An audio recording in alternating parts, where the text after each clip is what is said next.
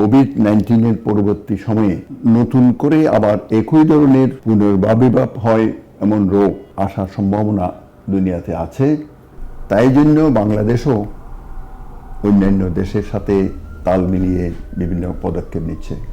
কাজে আমাদের এখন একদিকে সংক্রামক ব্যাধি, মাতৃমৃত্যু, শিশু মৃত্যু, মাতৃস্বাস্থ্য, শিশু স্বাস্থ্যের প্রতি যেমন অব্যাহত জোরদার কর্মকাণ্ড চালিয়ে যেতে হবে, একই রকমভাবে অসংক্রামক ব্যাধি যেমন ধরুন কার্ডিওভাস্কুলার ডিজিজেস, ক্যান্সার, দীর্ঘদিনের শ্বাসকষ্ট, এগুলোও আমাদের মোকাবেলা করতে হবে।